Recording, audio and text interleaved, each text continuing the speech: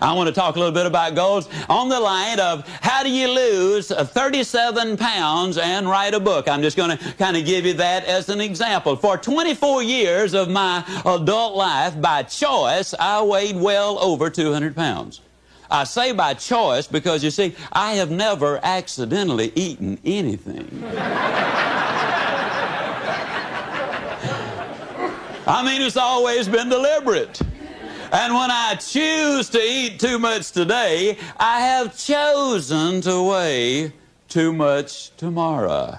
You can choose to set goals and realize your potential, or you can choose not to set them. Now, if you choose not to set them, you got to understand that the consequences are not going to be good down the road. For 24 years, I was going to lose that weight. As a matter of fact, in 24 years, I lost several thousand pounds of weight. How many of you already know exactly what I'm talking about?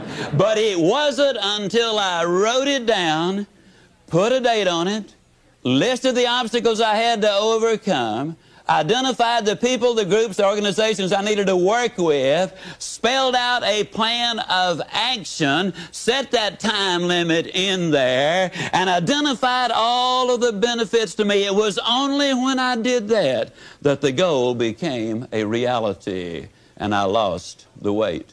For 10 or 15 years, I was going to write a book. You know anybody who's going to do just a whole lot of things, folks? I was going to write a book. But it wasn't until I got busy writing the book and writing the plans first before the book ever materialized. Now, if it sounds like I'm trying to sell you on having goals, how many of you are getting close already? How many of you are becoming convinced right quick like that you need to have those goals? There's no question about it. The immortal J.C. Penney many, many years ago said, "Give me a stock clerk with a goal, and I'll give you a man who will make history. But give me a man without a goal, and I'll give you a stock clerk."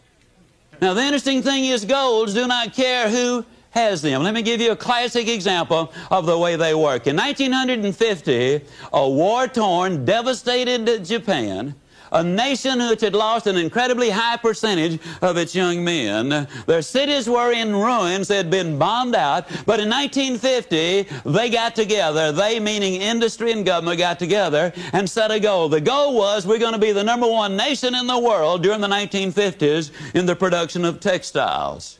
In 1959, ladies and gentlemen, they accomplished that objective. In 1960, they set another goal. We're going to be the #1 nation in the world in the production of steel. Now, when you understand there's no iron ore in Japan of any significance, there's no coal of any significance there, we're going to be the #1 nation in the world in the production of steel, it seemed like an absurd goal, and yet they reached their objectives. They had taken all of the steps. In 1970, the Japanese set another goal. They said during the 70s, we'll be the #1 nation in the world in the production of automobiles. They missed it, folks. 1 year. It took them until 1980. In 1980, they set another goal. And this time their goal was, we're going to be the #1 nation in the world in the production of computers and electronics. Yes, indeed, ladies and gentlemen, you absolutely must have those goals. You got to write them down. You got to put a date on it. You got to identify those obstacles. You've got to identify the people, the groups you need to work with. You got to find out what it is you need to know. You got to develop a plan of action, and you got to write it down. What's in it for me? Now, that's a formula that I have just given you, pure and simple. Now, if I were to ask you what 3 times 3 was, there isn't a person here who could not instantly answer it. But if I were to ask you what is 5,128 times 2,165, odds are enormous that very few of you could pop out the answer that quickly. But if I were to say to you, get your pencil and paper out, figure it out, then all of you could figure it out. Why? You know the formula. Now, you see, if you know the formula, it really doesn't make any difference, ladies and gentlemen, what the goal really is. When I started to write the book, I took precisely the same steps that I'm talking about. I wrote down the objective. I wrote down the time I completed or expected to complete the book. I identified the obstacles there. And yes, I know this is repetitious. It's the mother of learning. I wrote out and identified the people, the groups, the organizations I needed to work with. I devised a plan of action to do it. I spelled out what I needed to know, and I wrote it all down, what's in it for me. I was raised in a little town of Yazoo City, Mississippi. Now, I know that a lot of folks go around the country trying to impress people by claiming to be from Yazoo City. But I really am. Now, when I was a boy, during the Depression, we lived next door to some rich folks. I knew they were rich for two reasons. Number one, they had a cook. Number two, the cook had something to cook. And during the Depression, that was a sure sign of wealth. I was over there for lunch one day, as I tried to be every day. And now don't misunderstand that. Even though there was a depression on, we certainly had plenty to eat at my house. I know we had plenty because if they ever passed my place for seconds, they'd always tell me, no, you've had plenty. So I know we had plenty.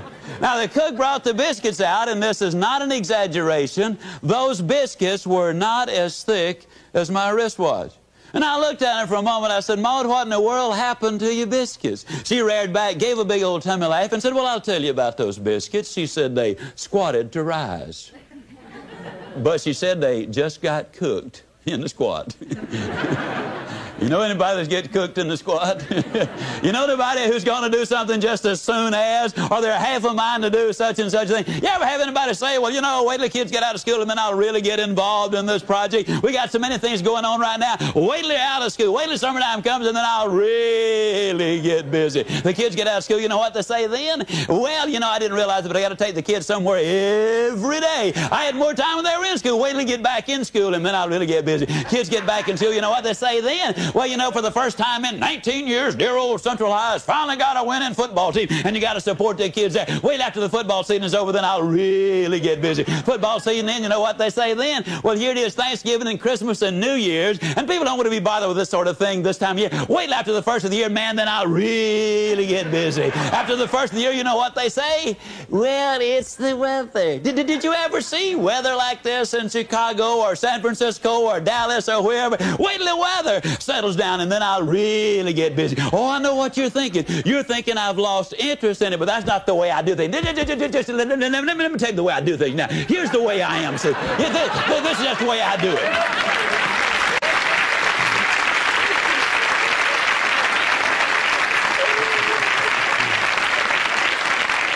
See, the way I do things is I get everything organized. I get it lined up. I have everything in just such and such order. And then, man, once I get it all put together, that's when I really get after it. I mean, that's just the way. I've always been that way. Do things that way. I know some of these other folks are ahead of me right now, but you just wait. I'll catch them. But this weather, it is just so horrible. Wait till it clears up. And the weather clears up, you know what they say then? Well, here it is. It's Easter time. And Easter time, you know, that's a family time, and we always spend a lot of time together. And you said so yourself. The family is extremely important to you. You do the work for the family, and if you can't spend some time with them, you might as well not do all of the work. I mean, wait till after Easter's over, then I'll really get busy. And then after Easter, you know what they say? At long last, we've got some beautiful weather. And I haven't hit a golf ball or wet a hook and I don't know when. Man, I got to have some R&R. I got to have some rest and relaxation. And you know, you said you can't work all the time. I mean, an individual needs some time with himself. Wait till I relax a little bit and man, then I'll really get after it. And finally, they get after it a little bit, you know, or when they have the fun and relaxation, then they say, well, it's almost time for the kids to get out of school. And that's where we came in. As we'd say down home, folks, you can put this in your pipe and smoke it because it's the truth.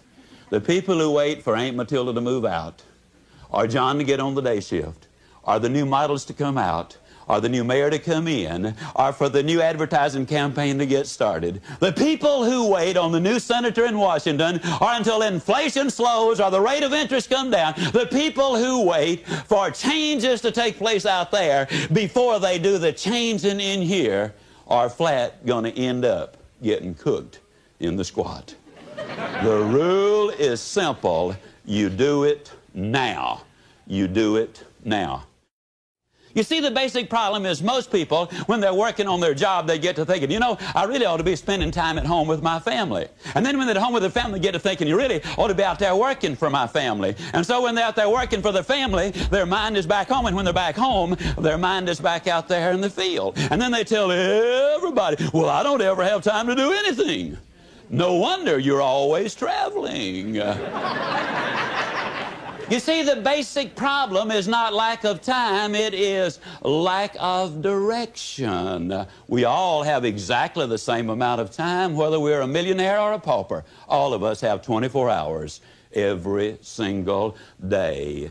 The truth is, ladies and gentlemen, we must have goals if we're going to do anything. Goals do a lot of things. For example, they enable you to chase the blues away. I've never known anybody who was truly depressed who had specific and long-range goals. And what goals do is they create activity. And you see, activity, as you work towards reaching them, creates the very excitement which you need in order to accomplish or reach your objectives. The psychologists put it this way: logic will not change an emotion, but action will. And as you get busy working towards these dreams of yours, and yes, you absolutely must have your dreams, ladies and gentlemen, and what we're going to do is look at the ways you build a foundation underneath those dreams. Several years ago, they did an experiment with a number of college students. And in this particular experiment, they let them go to sleep, and they hooked these brain machines up to them. With these brain machines, they could determine precisely within a matter of seconds when the student went to sleep. Then they could tell when that student started to dream. And as the student would start to dream, they would awaken him or her. And then they'd let them go back to sleep, and that is no problem. But when they started to dream, they would awaken them again. And with those brainwave machines, they can tell exactly when they start to dream. At the end of one night of this kind of treatment, many of the students were nervous and fidgety. At the end of 2 nights of this kind of treatment, where they had a reasonable amount of sleep, but no dreaming, they became very irritable and very short and very cross. At the end of just 3 nights of a reasonable amount of sleep, but no dreaming, they could tell that some of them were headed for some psychological difficulties. And so what they did was they aborted the experiment. Now, about 24 hours later, most of the students were back to normal. Within a week, all of them had returned 100%. But the experiment proved something very conclusively, and that's this: when you're asleep, ladies and gentlemen, you need your dreams. I'm here to tell you that when you're wide awake, you also need your dreams. You must have your goals. You'll never make it as a wandering generality. You must become a meaningful specific. If you're going to work tomorrow because that's what you did yesterday, you're not going to be as good tomorrow as you were yesterday, because now you're 2 days older and no closer to the goal which you do not have. You can't make it as a wandering generality. Most people understand you got to become a meaningful specific. It reminds me of an experiment done some little while ago by Jean-Henri Fabre, the great French naturalist. He took a number of processionary caterpillars, so named because they follow each other in a procession, and he lined them around a flower pot until they formed a never-ending circle. And they started going round and round 24 hours that first day, and then they went the next day and the next, and by about the 3rd or the 4th day, he put some pine needles into the center of that flower pot. That's the food of the processionary caterpillar. They kept going round and round, 7 full days and 7 full nights. They went round and round until they literally dropped dead from starvation and exhaustion. With an abundance of food less than 6 inches away, they had starved to death because they confused activity with accomplishment. You've got some friends that are in the same shape. They're busy, busy, busy all the time. They're going, going, going, going, and they're here and they're there and they're somewhere else. But they never really accomplish anything because they don't have those specific, clearly identifiable objectives. You gotta have those goals.